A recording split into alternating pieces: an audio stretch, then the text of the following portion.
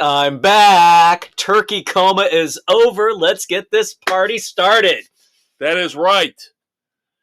The dynamic duo is back together again for Sports Frenzy 2.0 and this Saturday's weekend edition, episode 48 of 2023 here on November the 29th, dropping early November the 30th. It is your favorite politically incorrect sports commentary podcast. It is Sports Frenzy 2.0. Yes, the prodigal son returns after a week off. That is the conquistador, Dave Height. And he, of course, is the maestro, Kevin Crane. Of course. The fearless leader. It does not work without Dave. I can carry it as long as I can, maybe a week, maybe two, but I know you guys get tired of hearing me. Yes. The banter. Yes, absolutely. So that's what you're getting now, as we're all back together again. The band is back together again. No AI involved. He is not John Lennon's dead voice coming back from the grave. No. And you kids know what we start off with first and foremost. Every week, it is the NFL.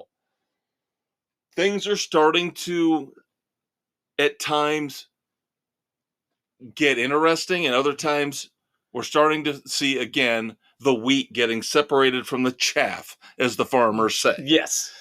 It's still a bizarre season.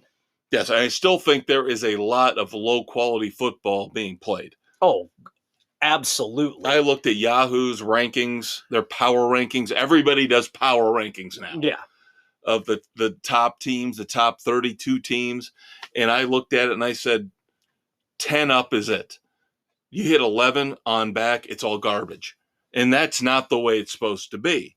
No. You're not supposed to have 10 good teams and 22 terrible to mediocre teams. Yeah, it's absolutely insane. Of course, there was no better example of this than Monday night with our Chicago Bears winning with 4 field goals, beating the Vikings 12-10. Oh, my God. It was an absolute crap fest. It was pathetic football at its worst. After the Bears, dominated the first quarter, ate up over 13 and a half minutes of the first quarter, and they had, 3 points out of it? Why? Because Luke Getsy needs to be held accountable for being a piss-poor offensive coordinator. Throughout the game, 21 pass plays at or behind the line of scrimmage. The worst possible plays you could run. Designed. Stupid. Limiting what you can do. It was bad. Epically bad.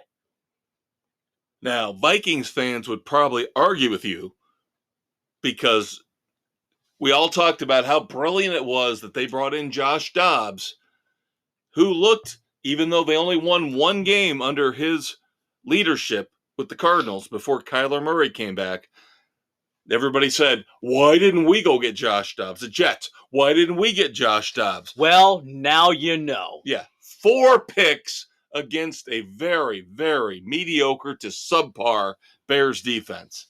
Yeah, they made the Bears defense look phenomenal. Yeah.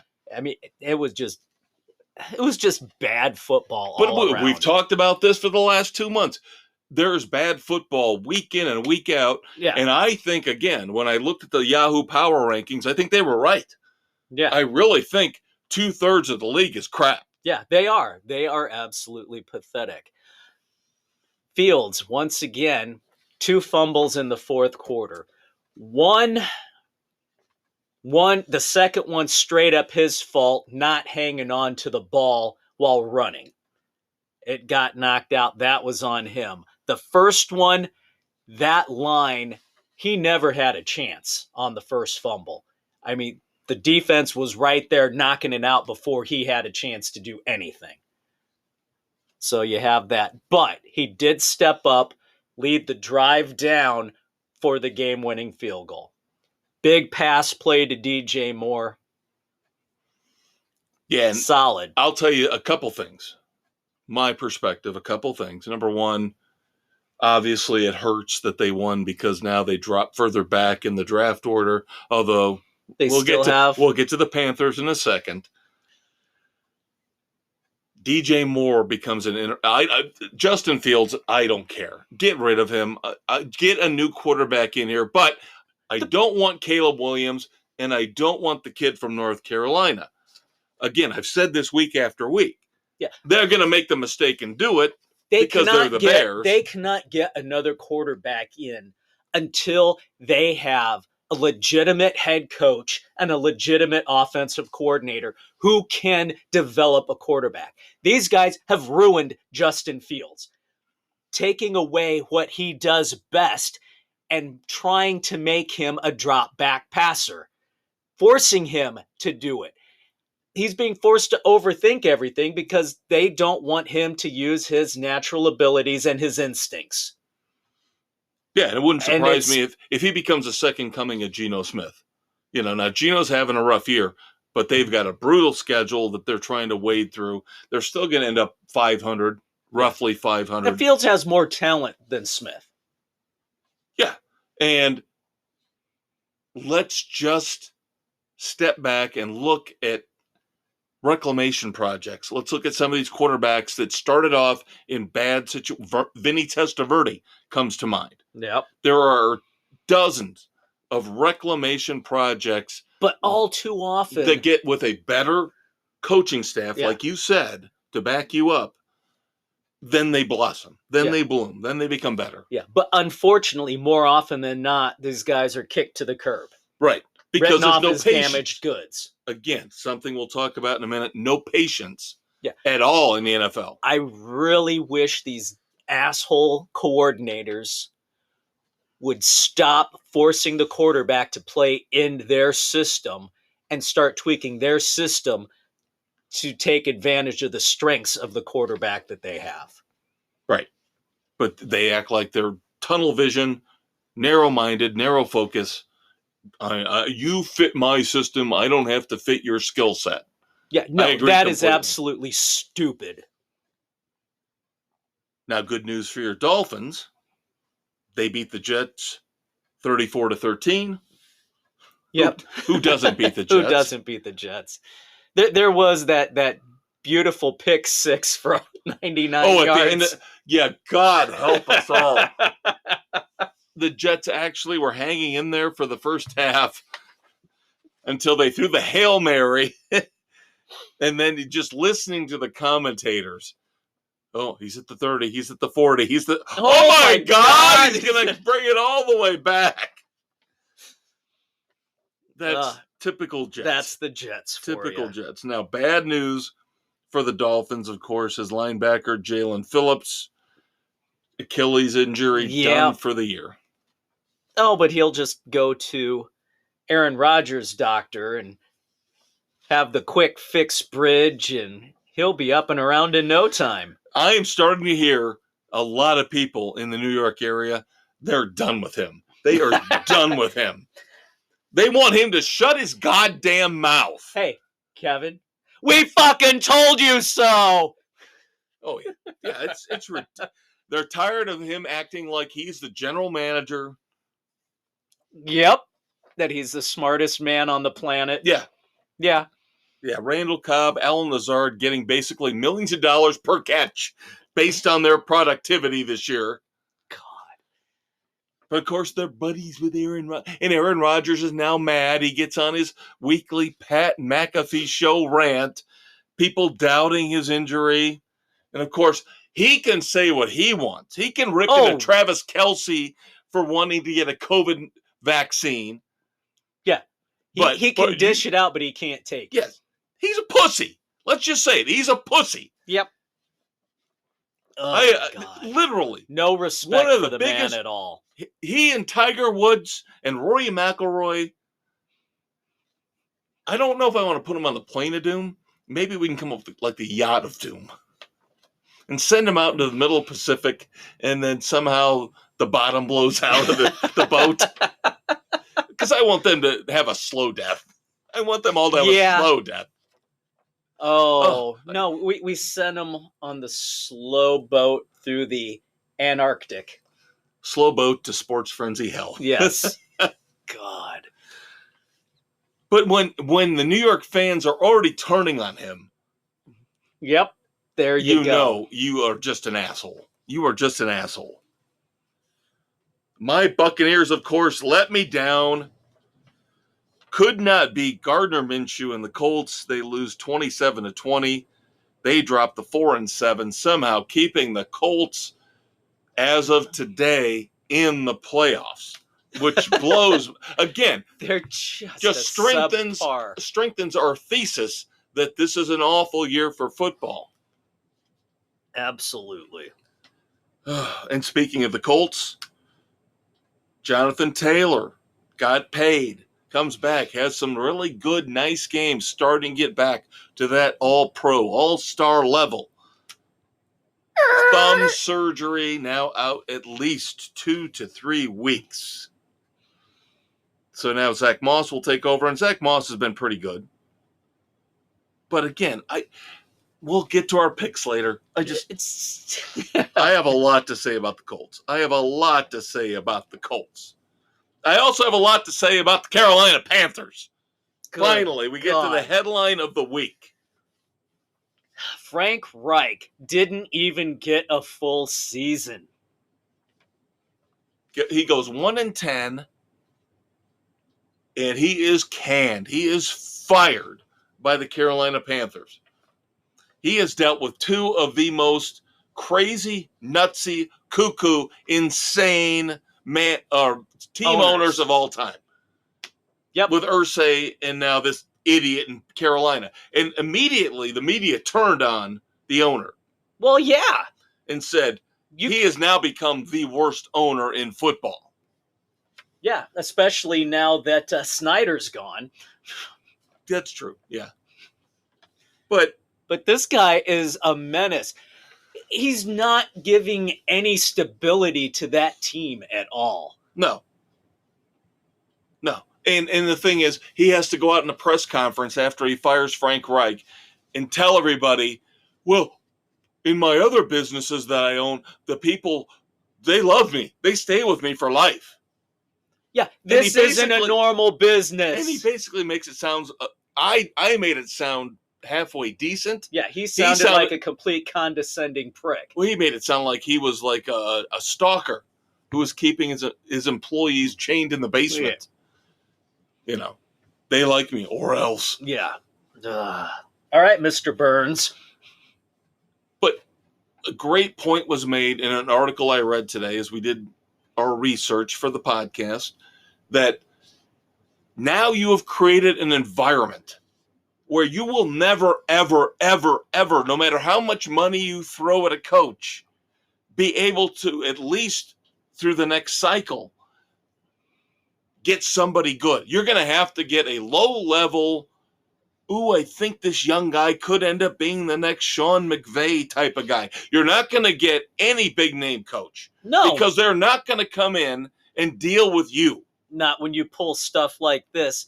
You do not have a team down there that's worthy of winning, that's capable of winning right now. You gave Reich a no-win situation. He got you a win. They've kind of been competitive here and there.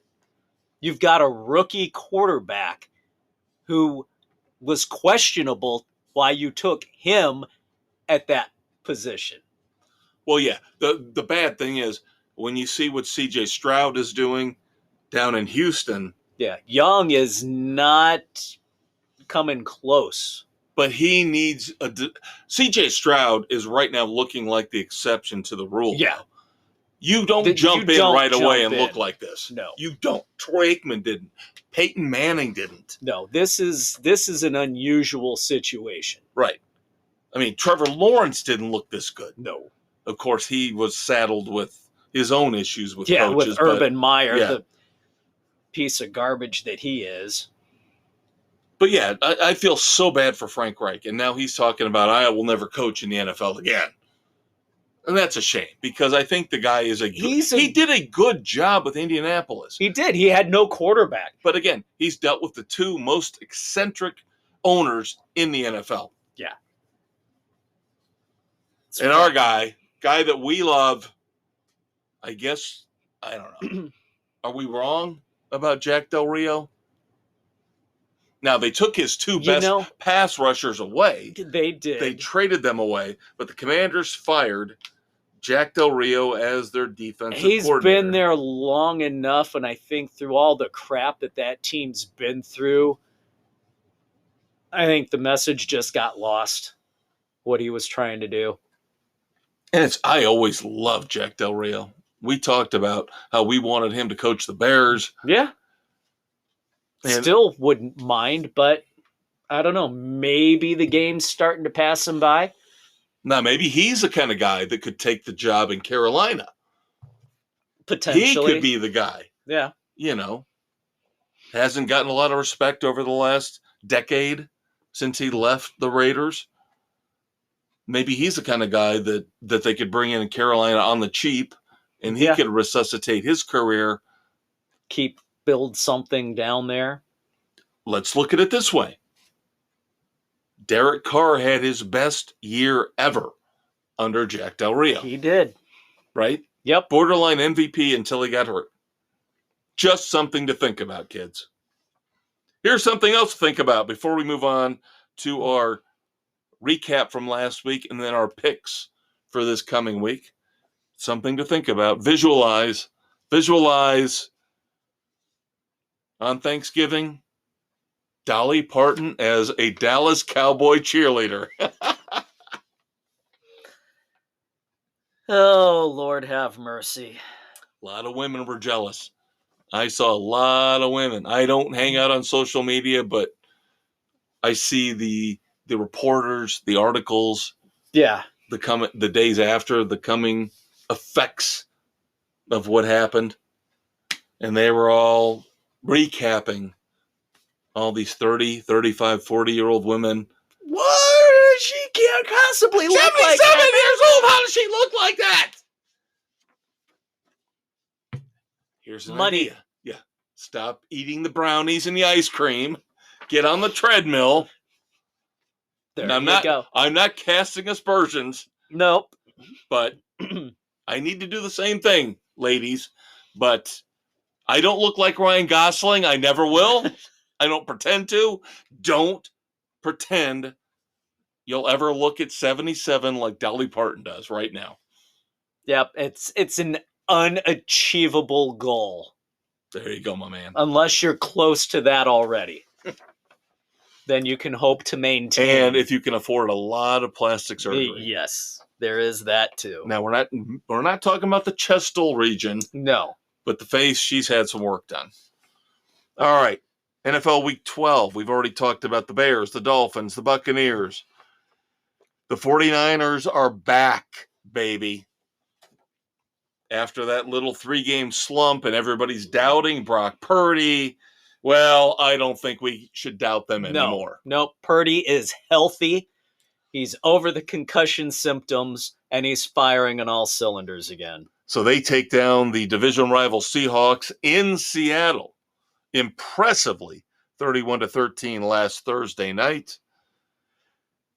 Oh my God. I don't want to talk about the Falcons right now. I don't want to talk about the Saints or the Falcons. We'll get to them in our picks. Yeah. I don't want to talk about them. Oh my. And the Steelers fire their offensive coordinator, and they still look like shit on offense. Hey, they put up over 300 yards on offense for the first time in this season. They're bragging about how many yards they put up. How many points do they put up, Dave? 16 effing points. They're still not there. No, they're not. They have a quarterback issue. Yeah, I don't know about Kenny Pickett. I don't know. We questioned that pick. So we will see what happens with that offense going forward. But again, 7-4. Mike Tomlin, again, is earning my respect. Yeah, he is coaching this disaster team. He's been doing this for 3-4 years now. They've not given him anything to work with. Right. And he's still keeping them playing above 500 or better. Yeah. We talked about the Buccaneers and the Colts. Another game like the Bears game that put football back 50 years. Oh my God. The Giants beat the Patriots at the Meadowlands at 10 MetLife 10-7. Good God. And all I can glean just- from New York sports talk radio is they're mad about the stereotypes. Tommy DeVito, Sopranos. Tommy DeVito goes into a deli and guess what? You are the stereotype city. Deal with it. You've brought it upon yourselves. You know what I take away from the game? The Giants suck. The Patriots suck. There you go. Giants suck. The Patriots suck more. Now, this was a great game, and thank God we got to see the end of it as they brought the end of the game into national coverage. The Jaguars at the Texans. That was one hell of a finish. 24-21, the Texans at home. The kicker hit the crossbar in the last seconds. The game-tying field goal attempt hit the crossbar. And bounced out. Yep. Heartbreaking. Couple more Wheaties, Cheerios in his bowl that the previous morning would have helped him. I still have faith in the Texans, and I still have my doubts about the Jaguars. The Broncos keep on with their winning ways. The defense is stout. Wilson, for what he's doing, still is not looking good doing it. I agree completely. 20 touchdowns, 4 interceptions, and he's looked terrible doing it. Yeah. How is that possible? I mean, he's doing a lot of no-look throws. It's luck, a lot of those. Yeah. Completions he's getting. Yeah, and he's hitting Cortland Sutton at least once a game for a touchdown. And it should tell you something now. Fantasy football is not real football. Of course, we're not telling you that, but nobody wants to touch Cortland Sutton in fantasy football because of what you're saying. Russell Wilson's just throwing the ball up for grabs, and Cortland Sutton is on an unprecedented run. He's on a tear of pulling them in. Yeah, he gets one a game somehow, some way. And everybody knows, the smart football people know that streak is going to end. Not sustainable. But the Browns, of course, with the injury to Deshaun Watson, now they're going back to P.J. Walker. They're a mess. Oh, no, wait. Rumors are Joe Flacco. Flacco's back. Joe Flacco might actually start. Yeah. After only being in camp for a week and a half. What does that say about Cleveland? See, that's why the AFC wild card is wide open. Yeah. With the Colts, with the Browns, those two I could see falling out. Somebody else like the Broncos coming in. Could sneak in. Yeah. But it's still just bad football. Yep. So are the Rams for real? Or is it just the Cardinals are in tankathon mode? Even with Kyler Murray. You would think Kyler Murray would have stepped up more than he did to prove to the Cardinals at home that he's their guy. Yeah, you don't need to worry about drafting a quarterback next year. Because I'm your quarterback. No, he fell flat. Yep, Rams beat the Cardinals badly, 37-14. Kyron Williams comes off the IL after 4 weeks and just destroys fantasy football. Yeah, that was ridiculous. Usually you need a week or two to get up to speed. Yeah. The coaches are going to give you a little bit of a rest. Yeah, you're going to be limited on your carries. No, Kyron Williams goes right in and ends up being basically the number one fantasy player of the week. Yeah. Then we had the epic, unbelievable game that you can give credit to for beating me in fantasy football this week outside of that asshole Cole Kmet. Whew. Yes. At halftime of this game, you were down probably 40 points. I was. And then Jalen Hurts and Devontae Smith went off to lead the comeback for both the Eagles and my team. Yes, Dave and I went head-to-head in fantasy football in the Sports Frenzy League. Yeah, it came down to Cole Kmet, but really it came down to this game. Yeah. It really was this game that The Eagles, your guys came back in the second half, and your kicker. Don't forget your kicker. Yes, my kicker with that Jake Elliott, yes. last. Oh, plus he had a 59-yard field goal. Yeah. That was the big one. Yep. So the Eagles beat the Bills in overtime after sleepwalking basically through the first half. The Eagles come back and win 37-34, and the Eagles are in the middle of a gauntlet right now. Three games that you would not wish on your worst enemy, because now they get by the Bills in overtime. I'm still not sold on the Bills. They have issues. Well, I am still not sold on McDermott as a head coach. No. I think Josh Allen is not the problem. You have a legitimate franchise quarterback, but coaching staff, that's another story. But the Eagles now have to play the 49ers and then Dallas. 3 key monster games. Yep. And then finally, I don't even know why we're bringing. Only reason I put this on the slate again was this is the weekly. Brandon Staley, is he fired yet? Watch. Yeah. How is Frank Reich fired before Brandon Staley? Yes, thank you. How the hell does that happen? I was going to bring that up. How does Matt Eberflus still have a job? How does Brandon Staley still have a job? And Frank Reich gets fired? That's unbelievable to me. This is ridiculous. Absolutely ridiculous. And they are wasting. Now people going, oh, is Justin Herbert really that good? It's not Justin Herbert's fault. He needs a better head coach, because they're still saying if they fire Brandon Staley, they will have their pick of head coaches. Yeah. Jim Harbaugh will go there. They want. Because they know how good Justin Herbert is. They know how good Austin Eckler is. They know how good Keenan Allen is.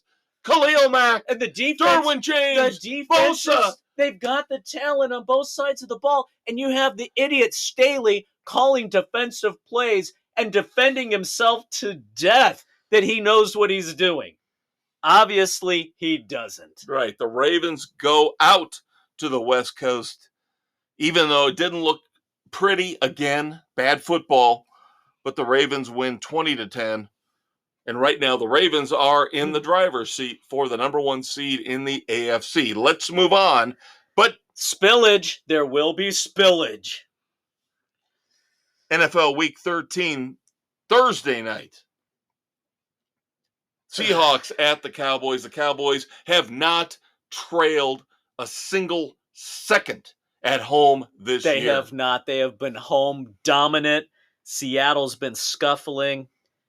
Out of the 7 picks in so far, Cowboys across the board. Yeah, I again admire what Pete Carroll has done with the reclamation project known as Geno Smith. But it's starting. You're starting to see the cracks, the wear and tear here, and I think this could be the end of the Seahawks' run for the playoffs.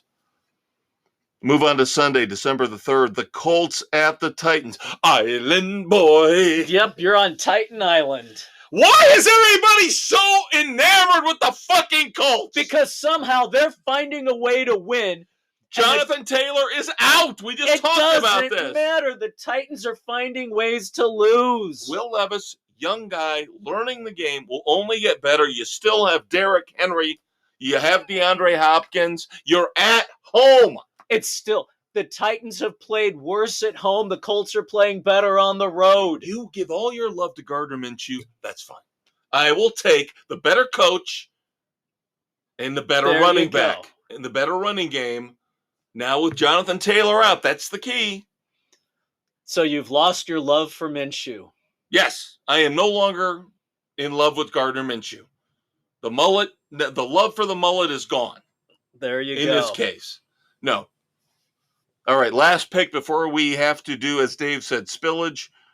Lions at the Saints. Screw the fucking Saints. I'm done with the Saints. Screw the Saints. Dennis Everybody Allen feels the same way. Lions across the board. Yeah, the Lions stumbled on Thanksgiving. God, they just... But that's fine. The Saints looked terrible against Atlanta. Did. Horrible. And Dennis Allen should never get another head coaching job ever again. Nope. With the talent that team has, forget it. They should be playing better. They aren't. We'll be right back as we continue in segment 2. Hello, friends. Are you tired of the boring sports analysis you get from the major outlets? If so, join the Maestro and the Conquistador for a riveting discussion of all sports topics on Sports Frenzy 2.0. Available on Spotify, Google, Apple, and wherever podcasts are available. All right, kids, it's time for Spillage on Spotify, Google, Radio Public, Pocket Cast, Apple, Overcast, Castbox, Amazon, Audible, and iHeart Sports Frenzy 2.0, baby. Of course, otherwise known as iHeartRadio. That's a Conquistador, Dave Heights. That's the Maestro Kevin Crane. Don't forget to check out the Facebook page. You get all of our picks and everything there. Almost all the panel has their picks in. We've been doing 7 this week of 8. Yep. And so we continue to finish off the NFL picks. Falcons at the Jets. I don't understand. If you want to put it on my gravestone, if I lose our picks competition this year, and I am up right now by 6 on the Elder Statesman. I gave a bunch back this past week, mostly in the college.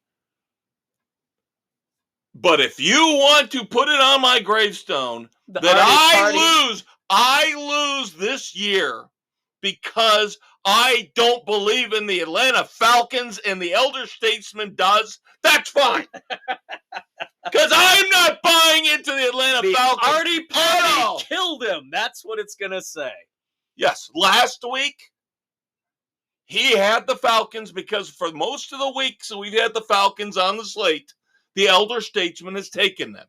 Last week, the Saints screwed us, and the Falcons won. The Saints were the better team, and somehow Dennis Allen fucked us up.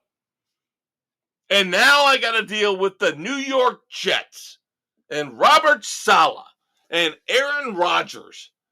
And you think that team with all that distraction crap can beat the Falcons?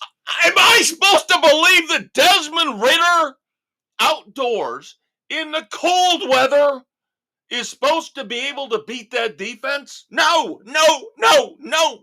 That defense is getting worn down.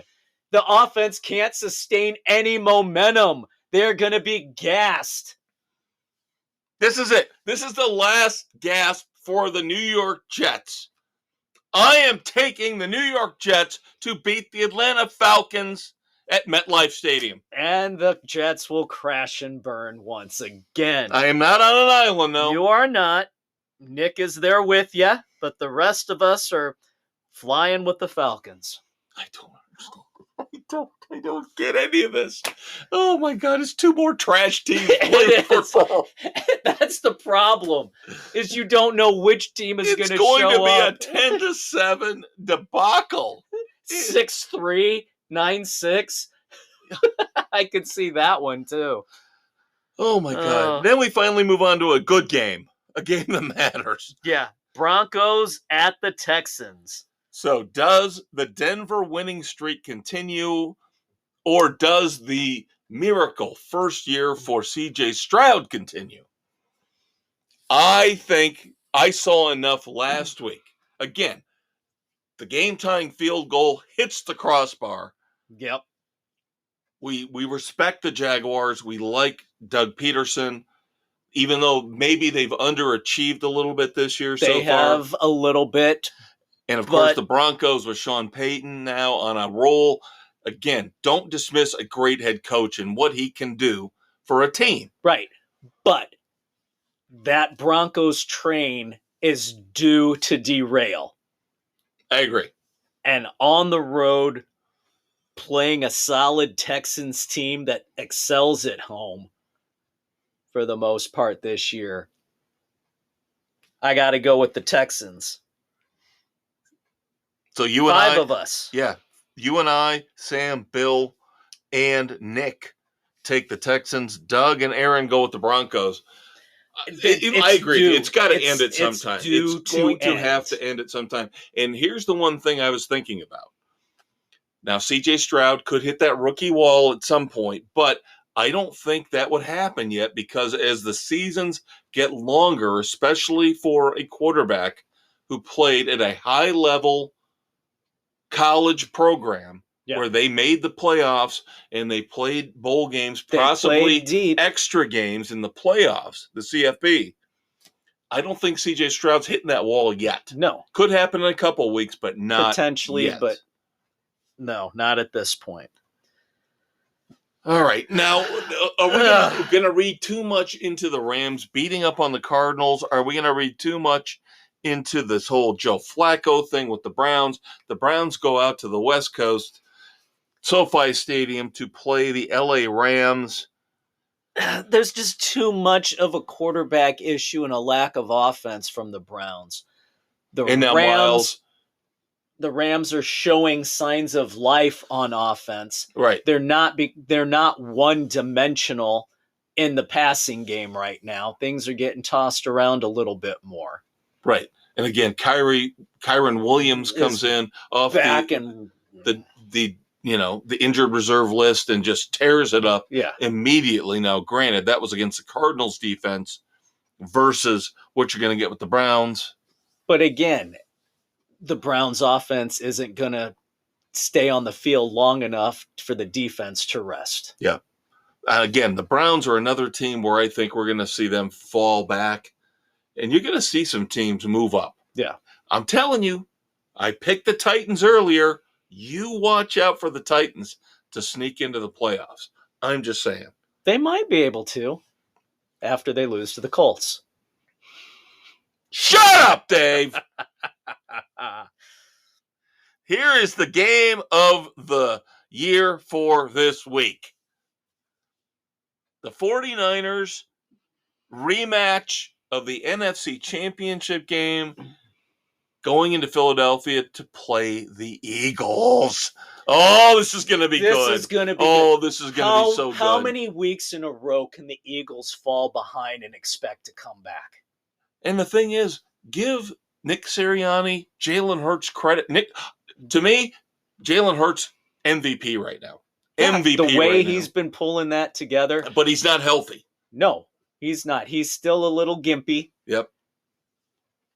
They're going to keep it close. It's going to be a hell of a game, but not against that 49ers defense down the stretch. That team is back. They've got their momentum back. And I agree with you. You cannot play this game week after week after week. They're not going 11-1. No. And what's going to happen is they are going to lose this game, bounce back, and destroy the Cowboys. Yep. You and I are on the same page. They will lock up home field basically throughout the playoffs. Because if they lose to the Cowboys, then it becomes dicey. Then it gets interesting. Yes. This is the game they will lose. Yep. So it's the 49ers for you and me and Bill. Everyone else going with the Eagles. That's fine. That's fine. That's okay. Yeah, Brock Purdy's not going to dislocate his elbow again. No, not going to happen. And if he does, I will eat a squid. All right, Chiefs going up to Green Bay to play the Packers. Okay, the Packers look good on Thanksgiving. This is why I put this game on the slate. They will be at home. The Chiefs on the road. They have not looked great this year. They've looked good, not great. They did come back against the Raiders last week in the second half and looked a little bit more Chief-like. Yeah. I still don't have any faith in the Packers. I think we all agree on that. I think, Jordan Love, that was a blip on the radar. Yeah, it was the Lions had a hiccup on defense. Yes, I agree. So, everybody agrees. Yep, Chiefs across the board. All right. Monday night, Bengals at the Jaguars. Bengals just can't get anything going without Burrow right now. Yeah, and that was the thing. The last week's game against the Steelers, we were going to see. They were at home. Where they were going to go with this new quarterback. Where were they going to be able to put up points against a good defense? Was this kid going to be a solid backup? Yeah. Nope. And again, I don't think we're seeing a top level Jaguars team. No, they still haven't hit their stride. No. But still. And ETN's now banged up. Yeah. So, but I still think they're good enough to beat the Bengals. Yep.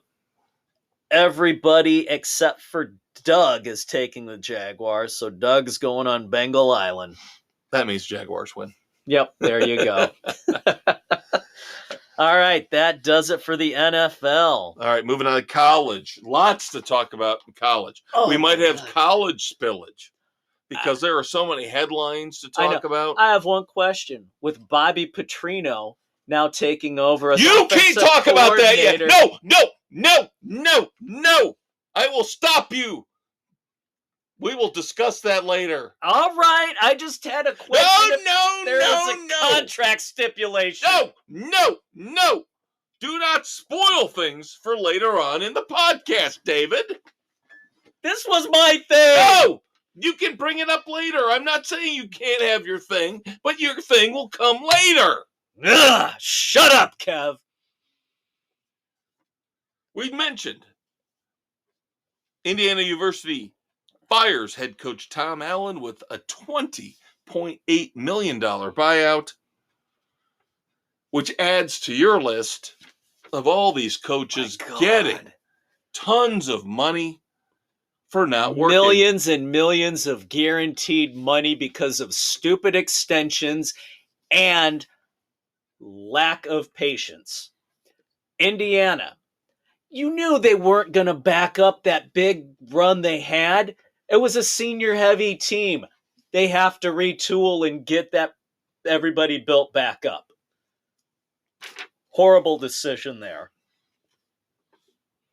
Well, they're not the only ones. Of course, Houston fires head coach Dana Holgerson. We talked about Jimbo Fisher. Yeah, we and told so what you do they so do? on What that do one. they do? What do they do with that rich, unbelievably wealthy fan base, booster base that they have at Texas A&M? We're going to hire Duke's head coach because he used to be the defensive coordinator for us. Yeah. Under Jimbo Fisher. How stupid are you? How stupid are you? Oh my God. They bring Mike Elko over from Duke because he was the Texas A&M defensive coordinator from 2018 to 2021 under Jimbo Fisher. That is stupid thinking. What's the definition of insanity? Doing the same thing over and over and expecting different results. This is the best you can do at Texas A&M? Oh, idiotic. God. That's pathetic. Idiotic. Oh my God. Of course, we've got AI issues in college football because the Mountain West didn't know what to do with their title game. They had a little bit of a clusterfuck there with 3 teams competing for 2 spots in their title game. So they used computer-generated rankings to decide who... No, that's absolutely stupid. They use computer-generated rankings to decide the title game for the Mountain West would be Boise State versus UNLV. Again, Skynet. And who got Skynet. Who got left out? I want to say it was San Jose State, maybe? Mm. Well, let's look at our games from last week. Yes, San Jose State beat UNLV, so they would have been the ones left out. Yep. So how do you put UNLV in over San Jose State after they just lost a head-to-head competition? They don't use the head-to-head thing as the deciding factor. That needs to come into play. Oh, we'll talk about that more later, That always comes into play. That should be the number one tiebreaker. Is the number one tiebreaker. Exactly. I agree completely with you, but now it's not. And we'll talk about that more later in another sport. As again, the powers that be in these sports divisions, conferences, leagues don't seem to know what they're doing. Now, of course, we talked about James Madison and how they've had a phenomenal year. Gotten screwed by the NCAA. Oh, but wait. Oh, the benevolent NCAA. Because There were not enough teams with 6 wins. To qualify for bowls. Yes, both James Madison and Jacksonville State, who were not technically eligible because they just moved up to Division I. Now they get to play in the bowl games because the benevolent NCAA said, yeah, you can play now because we're a bunch of losers and we don't have Because we suck and have no idea what we're doing and we have too many damn bowls to begin with. And not enough teams with 500 or better records. Again, piss poor football descends to the college ranks as well. Yes. Yes, and guess what? There's one more piss poor team joining the ranks in Division I in 2025 as Delaware.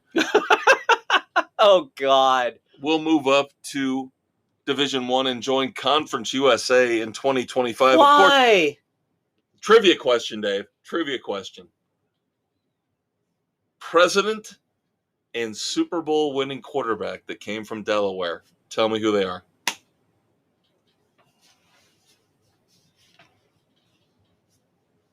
President and Super Bowl winning quarterback from Delaware. I couldn't tell you. Current president. Who is it? Biden? Joe Biden? Went to Delaware? Yes. And could soon be the starting quarterback for the Cleveland Browns. Oh, God. Joe Flacco. Flacco. Good Lord. Yep.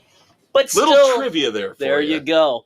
See, that tells you how relevant Delaware is.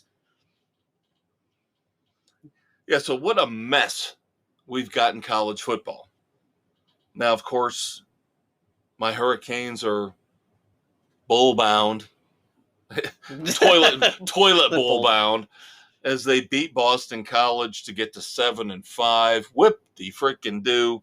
Of course, the big news is that the once promising great quarterback, Tyler Van Dyke, has entered the transfer portal. So he could end up being the next great quarterback for the Notre Dame Fighting Irish. Good Lord, good Lord. Because by all accounts, they're looking to bring in somebody in the transfer portal. You gotta bring that. And then Notre Dame fired their receivers coach because they had one of the worst receiving corps in the country. Absolutely pathetic showing across the board. Yep, Chauncey Stuckey is gone, but Notre Dame did beat Stanford in their final game in the regular season, 56-23. They move up to 9-3, 16th in the AP poll. And, of course, rumors are they might get Brian Kelly and LSU. I don't care. I am sick of Notre Dame LSU in bowl games. They have played so many damn times over the last 20 years. It's pathetic. Let's get a different matchup, for God's sake. Yeah, and, of course, one more coaching switch that I understand, but I'm kind of confused by. Now, we all know the Pac-12 is done, gone. We still don't know what's going to happen to Washington State and Oregon State. Here is your first sign of that complete and total crumbling, is that Jonathan Smith is leaving Oregon State, head coach there, to become the new head coach at Michigan State. So those poor kids in Oregon State, and again, in Washington State as well. Oregon State to go to Michigan State? Well, see, initially, that's my thought as well. You and I are thinking... So it's going to the Big Ten. Big deal. It's a toxic school. It's a toxic environment. It gets you nothing. I agree completely, but what is the future for Oregon State is why I think Jonathan Smith left. Then if the Pac-2 can't bring anybody out of the Mountain West, then they join the Mountain West and they can dominate. I agree. But again, why are we the only ones thinking like this? I still think that's the way to go. The Oregon State Beavers and Washington State move Cougars. in.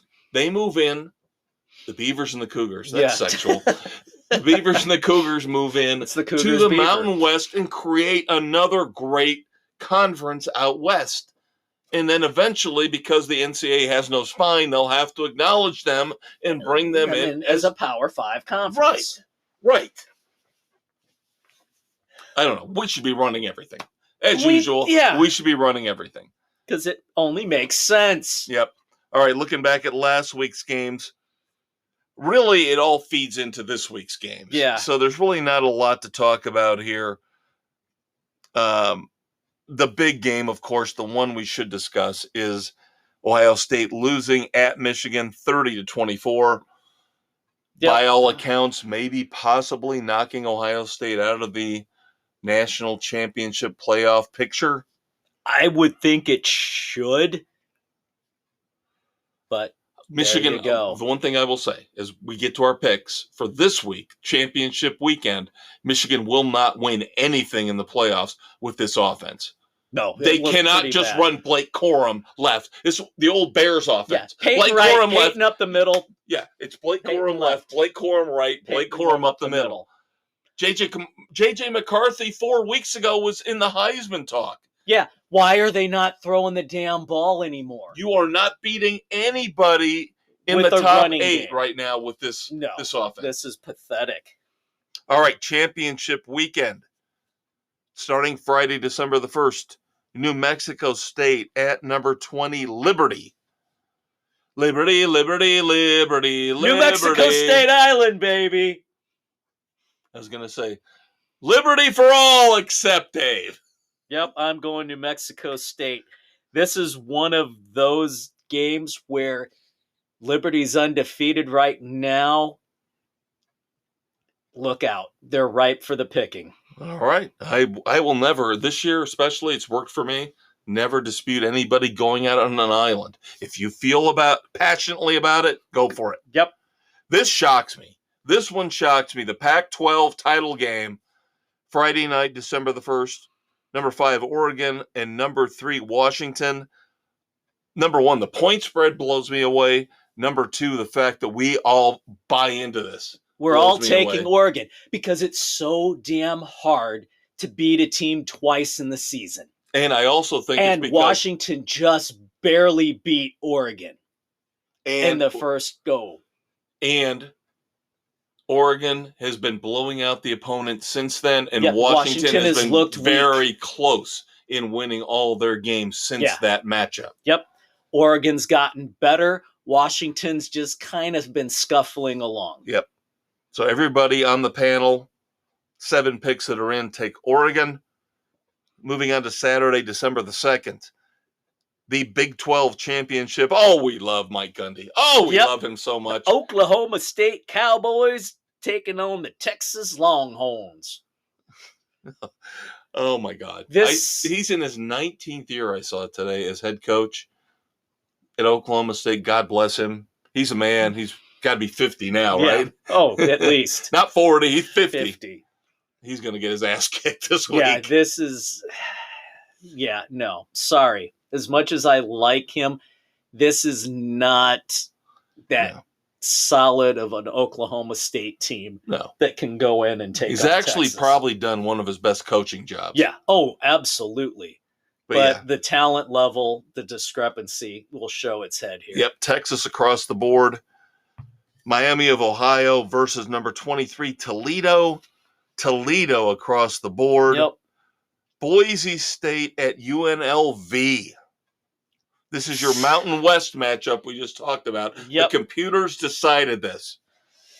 I did not like how UNLV looked last week. No. But you called it. You get all the credit in the world. You called it. You told us about the switch at head coach with Boise State, and they have played so much better since then. They have. I'm taking Boise State. Boise State across the board until you get to Aaron, who's going with UNLV. And, of course, the Titanic yearly matchup. Number 1, Georgia versus number 8, Alabama. I was going to pick Alabama until the Iron Bowl. Yes. You cannot beat a mediocre Auburn team on a 4th and 31. On a lucky Hail Mary pass. No. I'm sorry, Tommy Reese will not match up with Georgia's defense. No, completely agree. Completely agree. You cannot win games like that. No. Expect me to believe that it's destiny, miracle season. No, No. it just means you're lucky. Yeah. And your luck's going to run out against the best team in football. Yep, so Georgia across the board until you get to Aaron, who's taking Bama. Seems like a pattern. Yep. Number 25, SMU at number 17, Tulane. This is where we're going to get interesting is fun. with our picks. I love the way SMU is playing. Their offense is dynamic. I know Tulane is ranked higher, but I feel like SMU's got more momentum. Solid. We'll see. This was a coin toss for me, but Tulane, for me, the elder statesmen, Nick and Aaron. Doug and I and Bill take SMU. Appalachian State at Troy. Again, another one where I'm going with the team with the momentum. I feel App State is playing so much better right now. I go with them. As much as I usually like to pick Appalachian State, looking at numbers, I think Troy is the better team. And they're favored by 6.5. So there you go. So Troy for you, Bill, Sam, and Nick. Appalachian State for you, Doug and Aaron. This was the toughest game, even with the pros. Even considering the pros for me to pick this one. Yeah, I know. This is brutal. Number 15, Louisville. Number 4, Florida State for the ACC title. Florida State with a backup quarterback. I admired what they did last week, though, in the swamp. Yeah.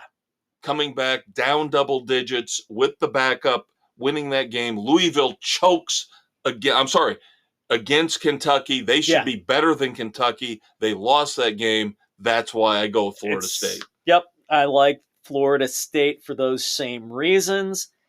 Everybody taking Florida State except for Doug, who's going with Louisville. It's a lock. We win. We pick on Doug because we love him. But. Yep. But it's usually true. Yes. Wait till it gets better. Yeah. It gets better. Wait till the final pick. Here. Final pick in segment 2. The final pick for championship weekend. The Big Ten championship. Which is, again, why they're getting rid of divisions. Yeah. Because this has been a joke for years. It's been pathetic. You got Michigan and Ohio State in the same division. So when they play in the regular season like they did last week, that pretty much decides it. Yeah. The entire Big Ten. Oh, it does. Because now we get number 2 Michigan and number 18 Iowa. Of course, Kirk Ferentz's team averages like 4.2 points a game.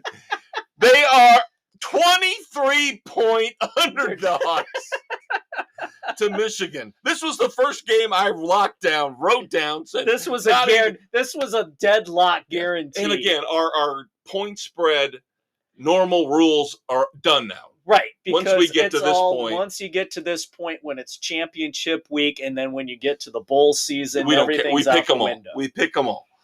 But oh my God, Doug. It's Doug. Michigan across the board, except for Doug, who's taking Iowa. I'm not going to say it. I almost want to say if Iowa wins and Doug gets this right, I'll buy him a house. But I won't. But I won't go there. We will not tempt fate. No, God, no. But oh my God. One of the few times where we've got an easy pick with a 23. We could buy him a house, a little gingerbread house. Yeah. It's like you say an NBA player did that one time where he said, "If you do this, I'll buy you a car." Yeah, and the guy did it. Yeah, he got him a little Hot Wheels car, a Matchbox car. That's what we'll do. We'll get him a gingerbread house. Oh my God, Doug! That he has to assemble. Oh my God! You're killing me, Smalls. One of the few times you get a lock in our picks. No doubt about it, lock. And he goes with the underdog. A 23-point underdog. We're not playing the spread. Wow. Yeah, exactly. Playing the spread may be a little bit different, but... Oh, God. Oh, that's a lot of fun.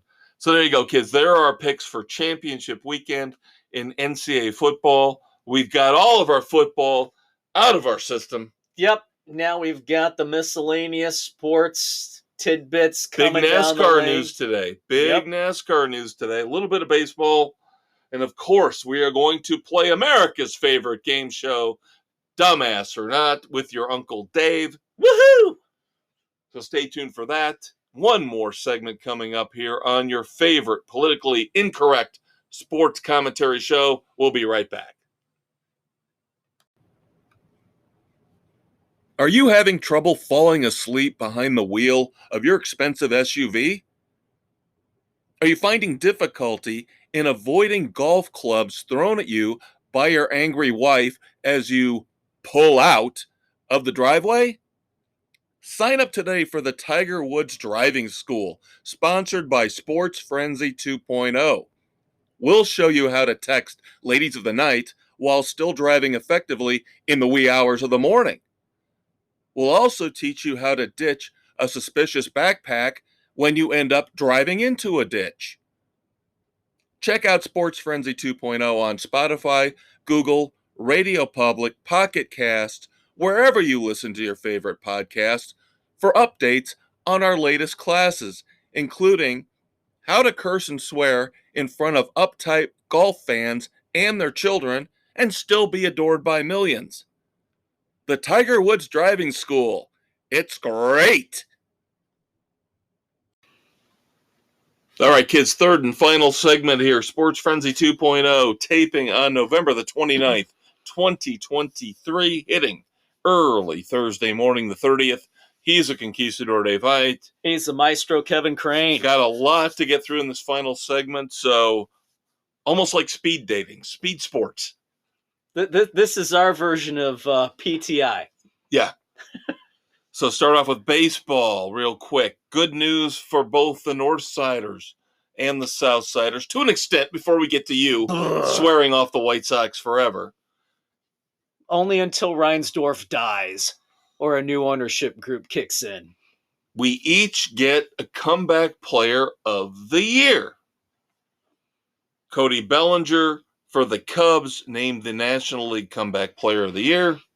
And Liam Hendricks, Comeback Player of the Year, coming back from his non-Hodgkin's lymphoma for the White Sox. And of course, they released him. They opted out of the contract. They're going to be paying him for the next 10 years. Because they're fucking stupid. We talked about that a couple weeks ago. Of course, they've got one of those extended deals with him. Yeah. I believe $1.5 million over the next 10 years. Yeah. So a mini Bonilla. And then we talked about how pathetic they were in letting Jason Benetti go to Detroit to call games up there, taking away the one of the reasons to actually tune in to a game, to listen to Benetti and Stone, educate you and entertain you during horrible baseball. Now, Dylan Cease is on the trading block. Rumors are possibly Atlanta. Eloy Jimenez is on the block. Nobody's untouchable. They're not going to have a team worth watching. Reinsdorf, we're bringing in Chris Getz, who knows everything about the team, will hit the ground running, and the rebuild will be great, and it's being torn down because, as Getz said, I hate this team. We all do. That's why. Did he really say that? Yeah, we've got great. I like the players we have, but I hate the team because there's no chemistry. And so he's tearing it all down, and he's going to bring in all these ex-Royals, and it's just going to be a shit show. And Reinsdorf is too effing cheap. This team. Yeah. Again, because of the chemistry. Yeah. I get that. He said, we've got great players. I like the players we have, but I hate the team. Because there's no cohesion. It's because you brought in fucking Grafal. You got an idiot owner who has no idea how to pony up money. Getz, you're part of the main damn problem. You were in charge of the minor league system, and you have developed nothing. It's worse than when you took over, and now you're the GM, and we're supposed to believe in you. No, don't think so. I'm treating the White Sox now like I treated the Hawks through the majority of the early 2000s. Until the ownership changes, I wash my hands of them and will not tune in.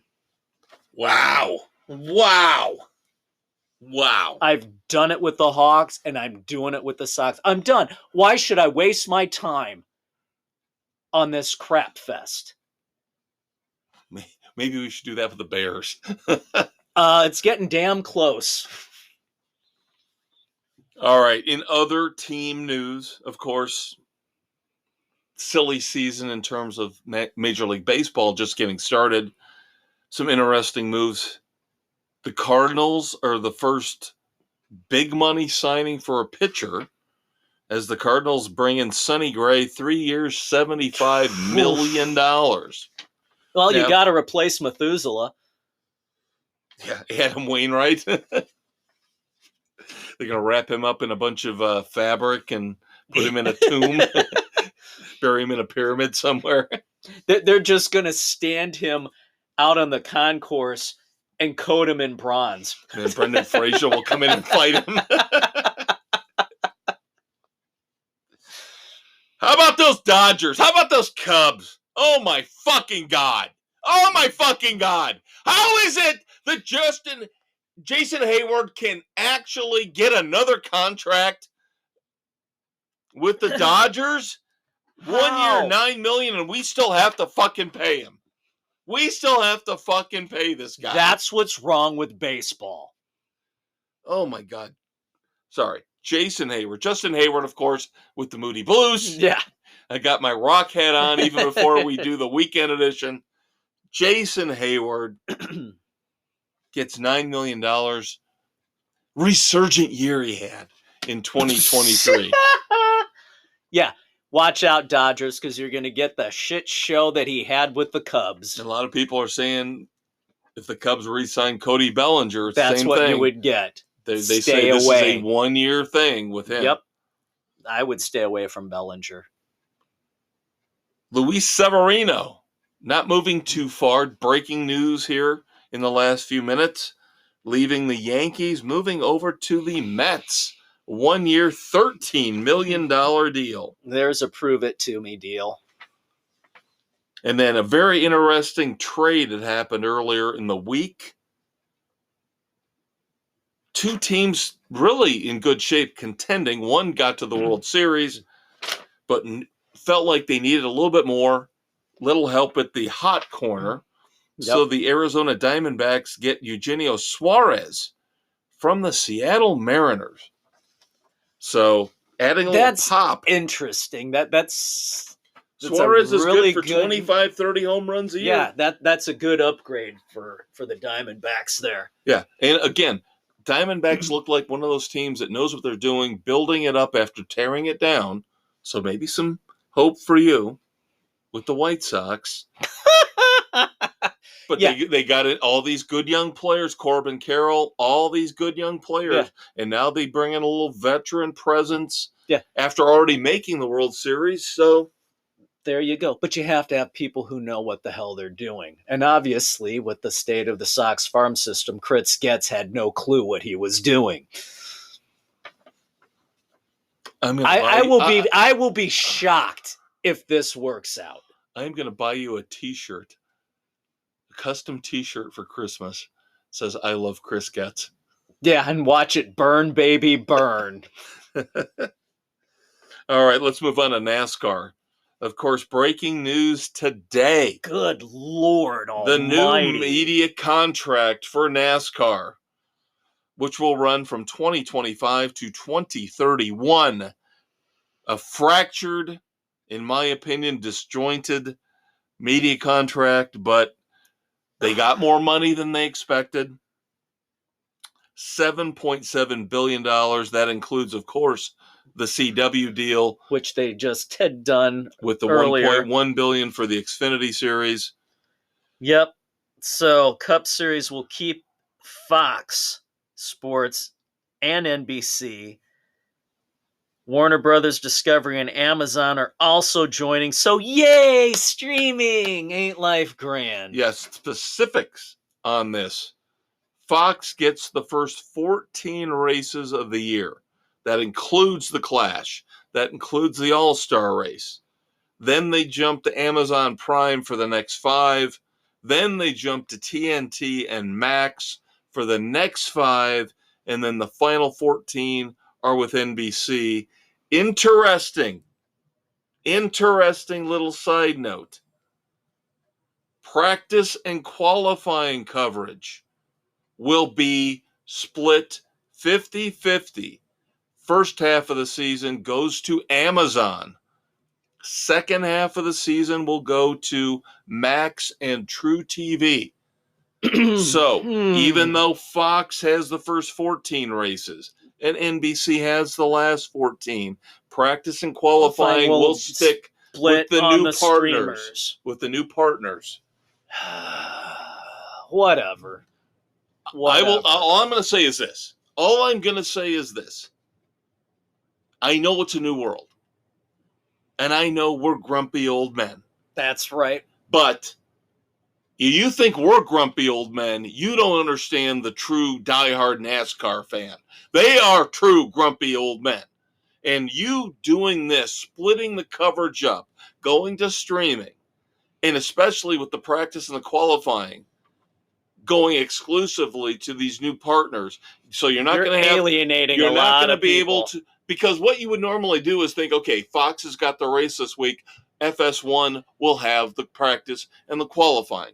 Or if NBC's got the race, then it's going to be on USA. Right. No, now you're going to have to jump to a completely different network, completely different streaming service to watch practice and qualifying, and then have to rethink and go, okay, wait a minute. Now I have to go over here to watch the actual race. How many fans are in rural areas where they have shit internet coverage and aren't going to be able to do this? Again, it's a massive gamble. A massive, massive gamble, in my opinion. Yeah. Internet coverage across this country is a joke. But again, they got more money than they thought they would. They did. There you go. The almighty dollar speaks. The hell with the fans. Yep. And I think that, in the end, is going to kill NASCAR. We thought it was going to do that with the NFL. It hasn't yet. Yeah, I'm still not convinced yet. Because now I'm hearing that there's more streaming games coming up here in the next few weeks. They're shifting games to exclusive streaming platforms. Yeah, nobody's going to tune in. There's a doubleheader coming up, a Monday night doubleheader where the second game is on ESPN Plus again. That pisses me off more than anything. That's ridiculous. Nobody has ESPN Plus that I know. Nobody. Everybody's got Amazon because of the shipping. Right. Yeah, that's the only reason. That's a safe bet for streaming. But beyond that, putting it on Max, putting it on ESPN Plus. Nope, does nothing. No. All right, the new Camry, the XSE, was unveiled as that will take over for Toyota, their model for the 2024 season. Okay. Well, I thought you'd be more geeked up about that. Richard Childress Racing says Brody Kostecki will compete in up to 5 Cup races. Didn't he play Rusty in Christmas Vacation? Are you just going to make fun of everything I say? Pretty much. Come on, man. This is a big deal. Brody Kostecki is coming to the Cup Series. Good for him. Yeah, whatever. We're happy for you. It's downtime right now. We're scraping the bottom of the barrel. And now, here's where I get pissed off. And I've done this before. I've gone on a rant before on this. And you might agree with me. I think you do. But if you don't, that's fine. I'm done with F1. Oh, Formula One can suck it. Max Verstappen wins the final race of the F1 season in Abu Dhabi. The 19th race he's won this year, beating his old record from last year of 15 in 22 fucking races. Yeah. Do the math, kids. He won 19 of 22 races this year. his third straight title. This is more boring. God help me for saying this. More boring than soccer. Yeah, it is pretty bad. F1 for years has just been follow the leader. The only time things are going to change is on pit stops. It's boring ass racing. And I don't know how to feel about this. I'm not trying to take anything away from Max Verstappen. I mean, this was his 54th career win. He's already third all time in but F1. The cars that he's in are so far superior to everything else on the track. Well, again, and how exciting is this when you know 19 out of 22 times is what it came out to be this year. The same guy's going to win the race. Yeah, it's not enjoyable at all. And how everybody in Europe gets so damn geeked up over F1 boggles the mind. This is why they watch soccer too. Yeah. Sorry, European fans, get a clue. Maybe this is why the NFL is trying to creep in to your market, is because maybe Roger Goodell feels bad for you. Yeah. Because you got nothing else. You got nothing exciting. All right, basketball. A little bit of basketball news real quick. Start off with college. Let's start off with college. Number one team in the land right now is Purdue. That won't last. Notre Dame, well, they've been shifting week after week after week. There's about 6-7 teams that are really good. Yeah. Notre Dame here locally, 3-3, coming up on a big showdown against the number 8 Miami Hurricanes. Of course, why am I saying that with any enthusiasm? Because Notre Dame's playing freshmen and sophomores. Yeah, Miami just lost. They are now 5-1 as they got destroyed in the inaugural ACC SEC challenge by number 12 Kentucky, 95-73. So, ouch. The Hurricanes will take it out on the Fighting Irish here in a couple days. In the NBA, of course, my Orlando Magic playing unbelievably out of their minds. Beat the Boston Celtics. Dave and I were talking about it over Thanksgiving weekend. A big showdown. The Magic won. They did. They're 12-5, but the NBA can't do anything right. The stupid ass in-season tournament. Last night was a debacle. Last night was the final night, as we tape, of the quote-unquote first round, or what it took to get in, the qualifying. Yeah, the qualifying round. And you had a whole bunch of teams trying to literally blow the doors off their opponents. The Bulls, of course, were victims here at one point. The coach had to go over to Billy Donovan for the other team. I believe it was the Celtics. Might have been the Celtics. And explain to him, well, we're going to have to beat you by like 50 points because we want to make the in-season tournament. And, of course, Billy Donovan didn't take that very well, but point differential. We were talking about tiebreakers earlier. It's stupid. Yeah, we were talking about tiebreakers and head-to-head earlier and how that should be the deciding factor. Yeah. And, of course, that would have worked out for me with the Magic. Right. Having beaten the Celtics. But because there was a better point differential in their victories, the Celtics got in. And where head-to-head should have mattered. So last night, all these teams are beating up on all these other pathetic teams just to get enough point differential to make to the final 8. So bad. In this inaugural in-season so bad NBA Cup tourney. So the final 8 are, in the East, your Celtics, along with the Bucks, the Knicks, and the Pacers. In the West, oh my God. Oh, how pathetic. The Nuggets didn't make it. Jesus. You've got the Suns, the Kings, the Pelicans, and the fucking Lakers.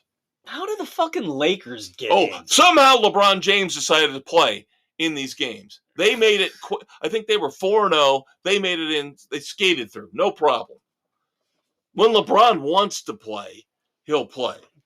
He just doesn't want to play most of the time. So December 4th and the 5th are the quarterfinals. Dave and I will recap that and give you the final four in the in-season NBA Cup Because tournament. we really care. Yeah. It matters.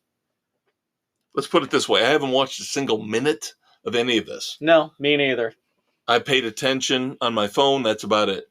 Because I care about the Magic. And of course, they get screwed. I occasionally will glance at scores in the standings, but I really don't care otherwise. Yeah.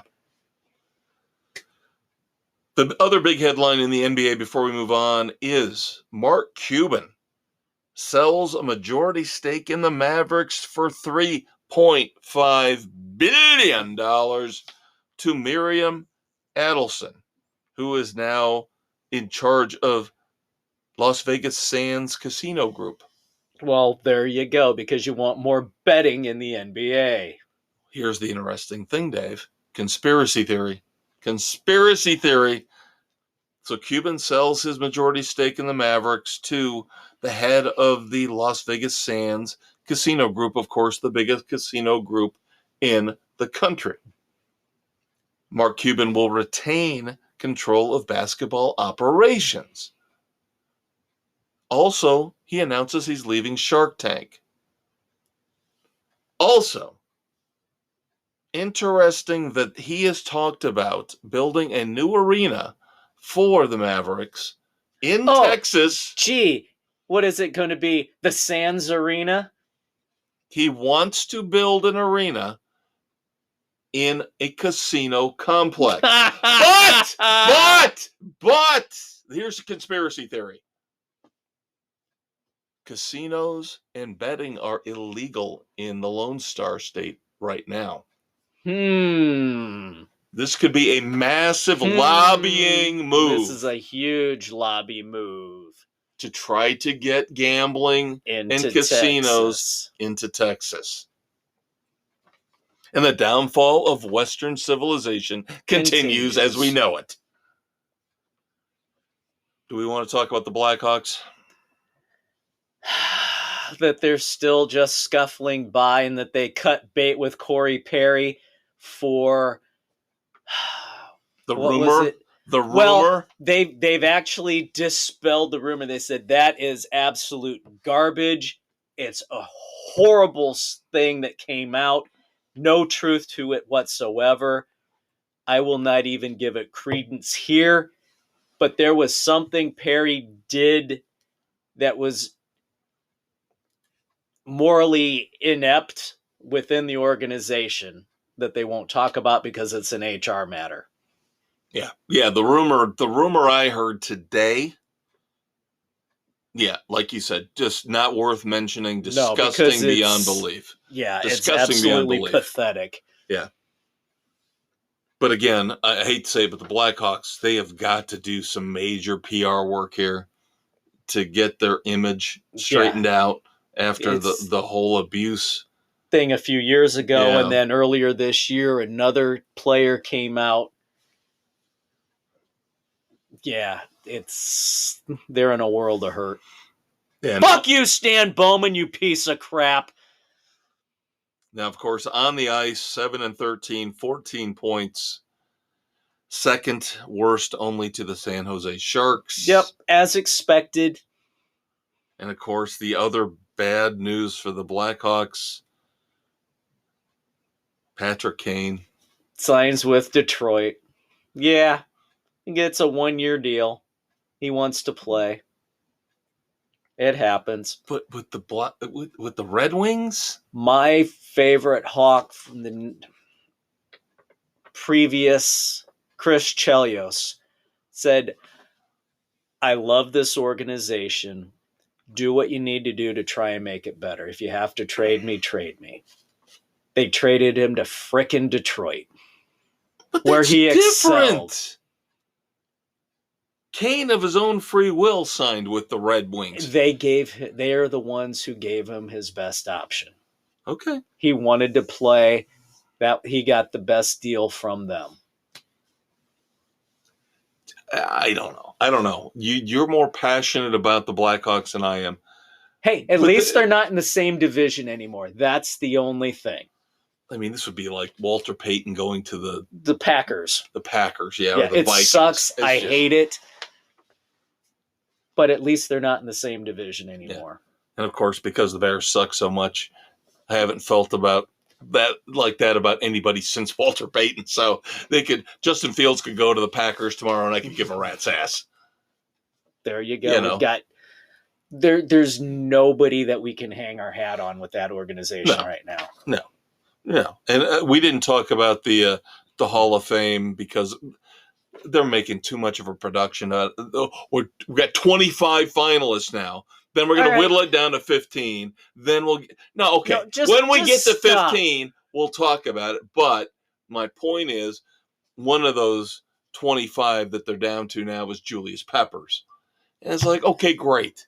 Big deal. He's a mercenary. Yeah, we gave him a huge contract to play mediocre football for a couple years. Yeah, he made his money with Carolina.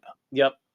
So what do I care if Julius Peppers makes it one way or the other? Yeah, I don't care. And unfortunately, NHL the same way. Yeah, they're all mercenaries. They all move from team to team, port to port. Yep. And I'll have a little bit more to talk about this in the next segment because we're going to have spillage. We're going to have a fourth segment. A short fourth segment.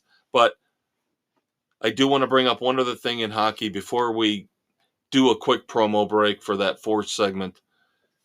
Unprecedented anger on the ice.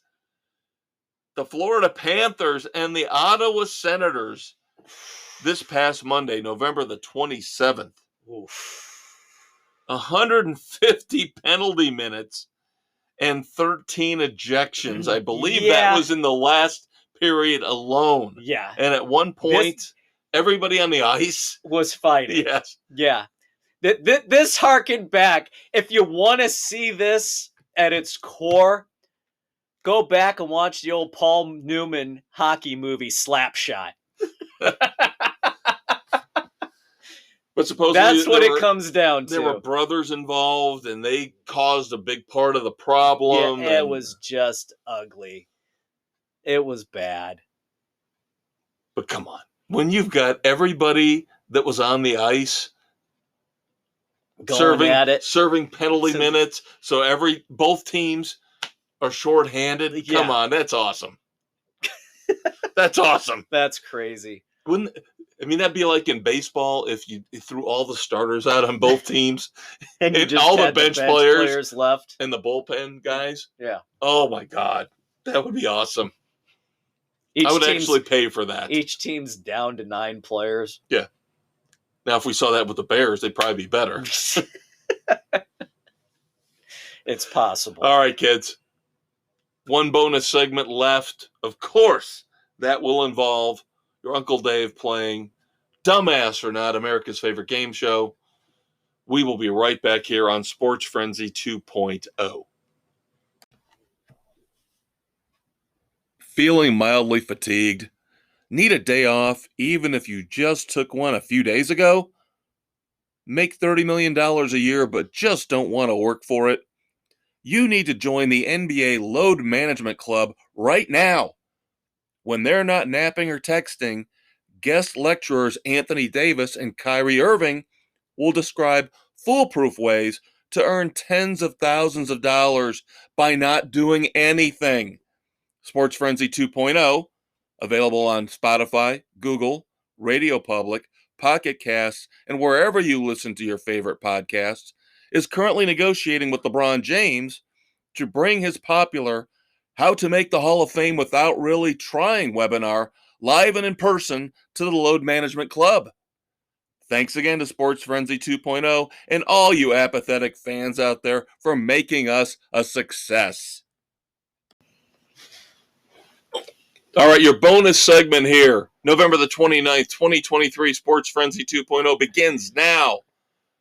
This is your favorite Uncle David Height, the Conquistador. And your next favorite uncle, the Maestro Kevin Crane. We've got some badasses to discuss, some moments of silence, and of course, your Uncle Dave will play Red Foreman's Dumbass or Not, America's favorite game show. Let's start off, though, with positivity. Let's. Because God knows I'm not a positive person, Dave. God knows that I am not the most sunny, the brightest. You? I know. The biggest optimist in the world. You're a ray of sunshine in an abysmal universe. God, I have not snowed you that bad for 30 years, have I? No, but I'm trying to snow our audience. I have not one, not two, believe it or not, but 3 badasses of the week. Clint Eastwood badasses of the week in the sports world. Number 1, God help me, a Dallas Cowboy. No, say it ain't so. Deron Bland needs to get some props. Deron Bland needs to get some massive credit, considering the fact we're not even close to being done with the season yet here in 2023. Deron Bland has already set the NFL record for pick sixes in a season. Yeah, that was pretty damn impressive. Deron Bland, he is on a hell of a run. On Thanksgiving, got his 5th pick six of the season. And again, we've still got weeks and weeks and miles to go before we're done. Very, very impressive. Suck it, Dion. Yes.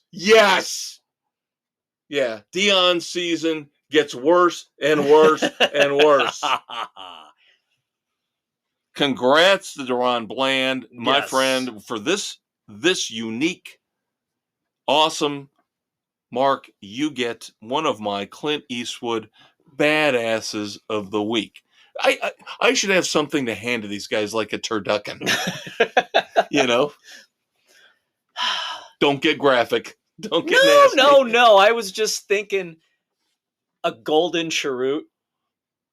That would be cool. Something like that. Or a Swisher Sweet. A golden Swisher Sweet. Yep, or a syrup. Not bad. Something to think about. Especially since these are coming after the Thanksgiving weekend. That's right. As we would honor John Madden as well. Next up, my man, Andre Dawson. My man, Andre Dawson, the Hawk. Of course, you, being the awesome friend that you are, bought me an autographed Andre Dawson card a few years back. Yep.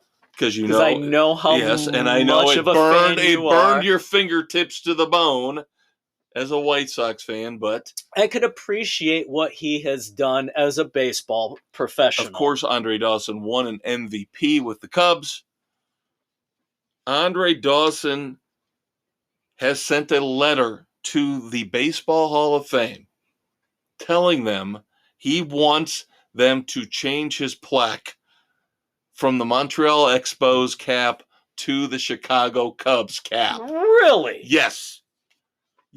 Why the sudden change? He claims it was not his decision. Really? If you do the research, you will see there was a certain point in time where the players used to have the right to choose. Yeah. Now it is the discretion of the Hall of Fame to decide what cap, because supposedly what changed the policy was the Tampa Bay Rays. Believe it or not, the Tampa Bay Rays, who don't spend money on anything, offered Wade Boggs a ridiculous sum of money to go into the Hall of Fame as with a Ray. Oh, come on. Instead of as a Red Sox. So that's why they changed the policy and said, we'll decide based on statistics, how long. And technically, he did do more statistically with the Expos than he did with the Cubs. But everybody knows him as a fucking Cub. As an MVP. Yes. He won his MVP as a Cub. Right. So he has been campaigning for years, and now he has formally submitted a letter to Cooperstown saying, change my plaque. I want to be in as a Cub. not as an expo.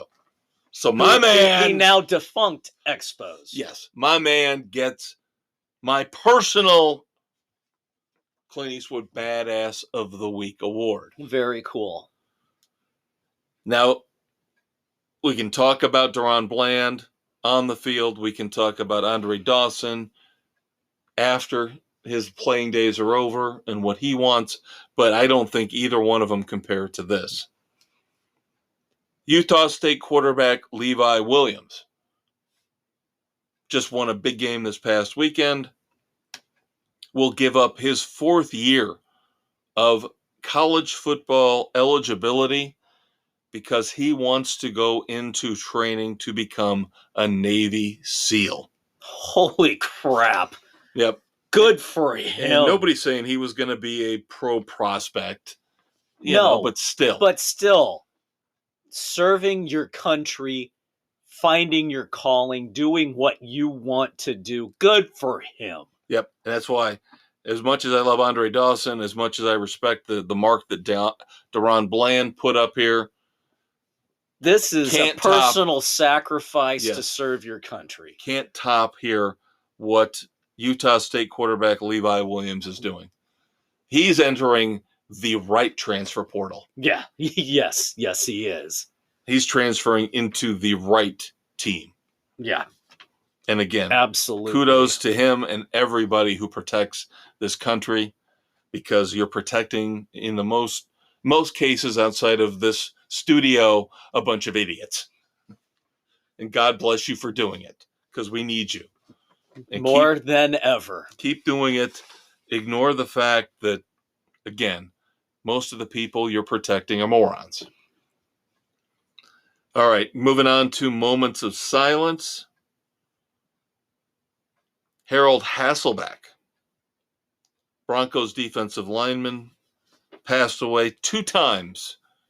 Super Bowl champ. Of course, those great teams at the end of John Elway's career. Yeah. When you never thought he would win one. Yep. He got the last 2 before he retired. Thoughts and prayers to his family and friends. Yep. And then, of course, this will be politically incorrect, but I don't give a rat's ass. Nobody here on Sports Frenzy gives a rat's ass. Former Atlanta Braves mascot, I don't know if you'd call him a mascot, but Levi Walker Jr. passed away. He was Chief Nakahoma for the Atlanta Braves for a long, long time. And again, of before course, it became unpopular. Right. Thoughts and prayers to his family and friends. Yes, because for bringing joy to how many thousands of young baseball fans. Yeah, and thank God that at least the politically correct fires have died down, and we don't have anybody, at least that I know of, campaigning against the Braves, the Chiefs. I still think the Guardians is the most idiotic, stupid fucking name ever. Yeah. And the Commanders is a close second. And thank God they haven't messed with the Blackhawks or the Seminoles. Thank God for that. All right. America's favorite game show is on the air. Let it begin. We have 5 potential dumbasses for your Uncle Dave to evaluate. So we'll start off with the one that we know he knows is coming, because I told him to stop talking about it earlier in the podcast because he was going to spoil it. Arkansas. How stupid do you have to be to dip your toes or your penis into this well again? Bobby Petrino will be brought back to Arkansas as the offensive coordinator. The rest of this I leave to my man, David Height. Fool me once, shame on you. Fool me twice, shame on Arkansas. I want to know, I've got one question. Did they put in a clause that Bobby Petrino cannot bang one of the young grad assistants and ride with her drunk on his Harley Davidson motorcycle? That's what I want to know. Is there a moral purpose? And this is what makes this such a dumbass move by Arkansas. Oh my God. You were the butt of how many Petrino jokes, and now you're bringing him back. Wow. Just wow.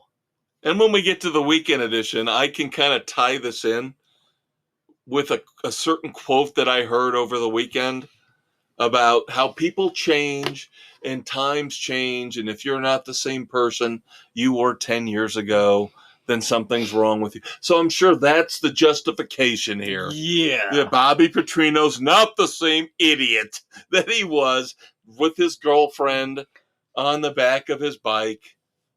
Yeah, how's that working out for Bob Huggins? Yeah. Speaking of old idiots that will not change, Greg Popovich. Greg Popovich, it's about time to put this guy out to pasture. Look at the flowers, Greg. Look at the flowers. I am so tired of this idiot. I am so tired of him. His grumpy old man act is so stale. What are you doing? Get off of my court.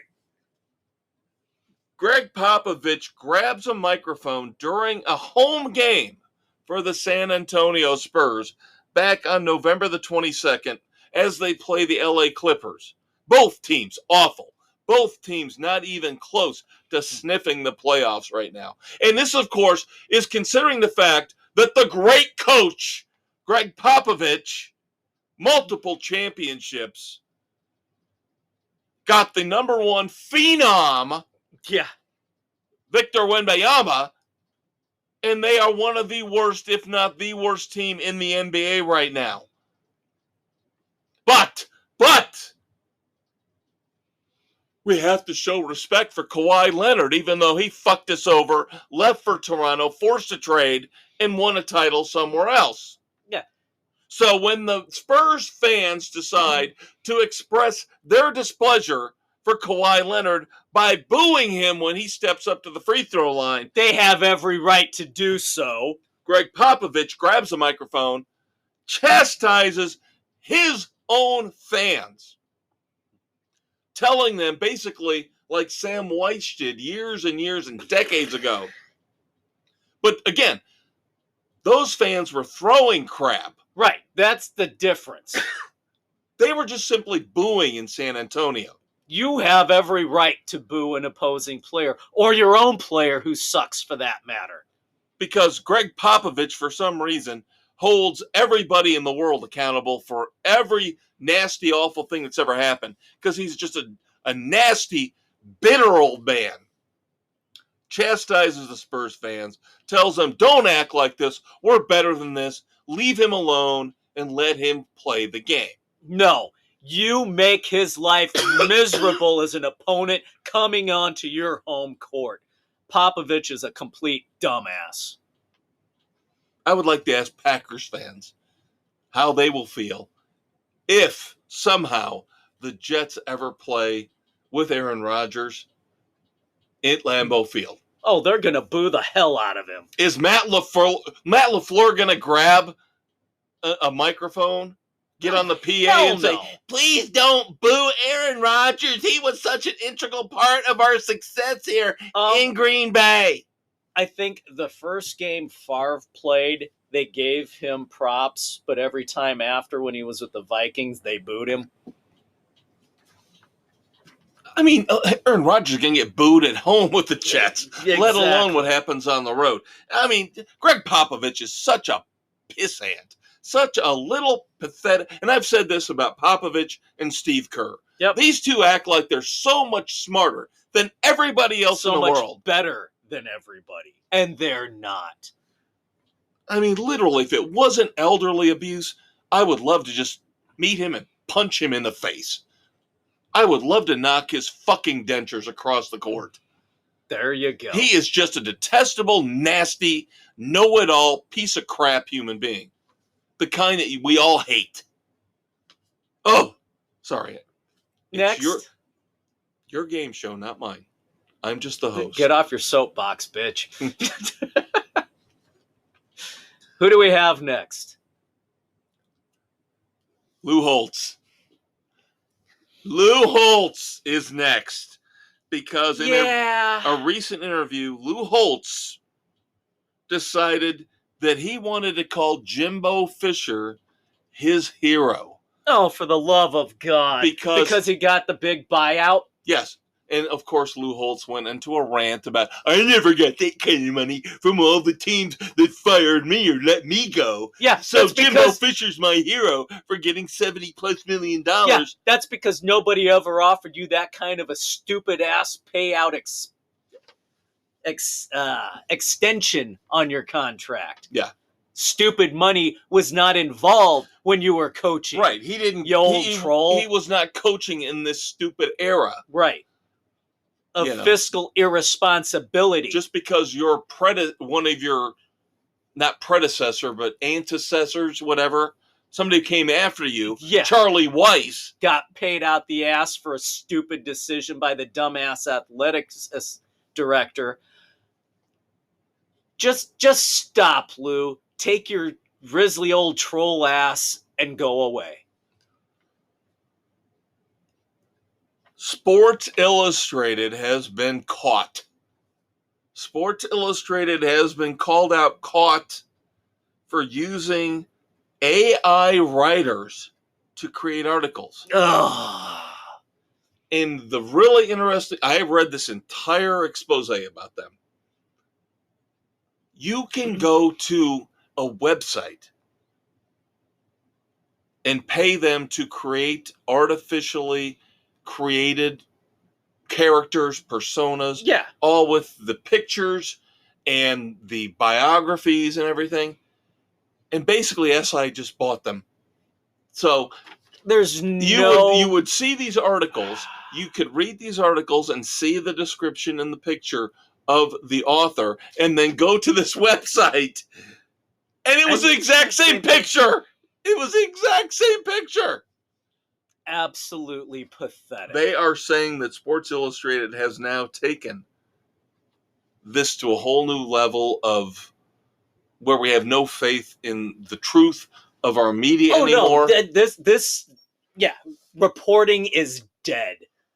There is no ethics in the media. There hasn't been for the last decade, at least, if not longer.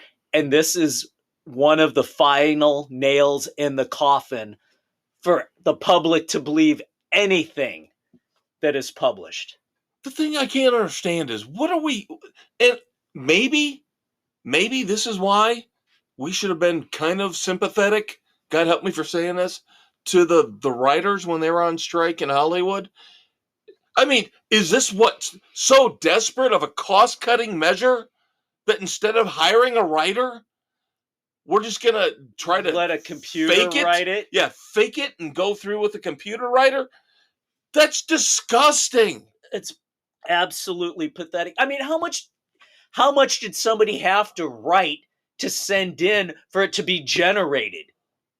How much time did that take? When they could have just written the damn article themselves. Right, and we're not talking about robots making hamburgers at McDonald's. I mean, this is literally supposed to be something created by human hands in terms of creativity, not in terms of a hamburger or a sandwich. Yeah. We're talking about an actual story, an actual article that is supposed to be written by a human being. That's supposed to take human feelings into account. Skynet! Wall-E! Oh my God. This story was written by John Connor. Edited by Sarah Connor. Oh, this could be the worst one of all to wrap things up here. And I think the dumbass here is Billboard. Now, I could have put this this on This the could have weekend gone edition, weekend. but it does involve sports figures. So Billboard, I used to, when I was a kid, listen to America's Top 40 with Casey Kasem, and I used to, every Sunday morning from 10 to 2, listen to the Top 40. And it was based on the Billboard charts. And back then, it was a lot more logical, a lot more faithful to what you would expect it to you be. could figure out how somebody got to that point. Right. Listen to the radio, you could kind of Based tell what on songs airplay, were. based on album sales. Right. And of course, now it's based on streaming analogs and a whole bunch of garbage that they started in the early 90s with SoundScan. Yeah.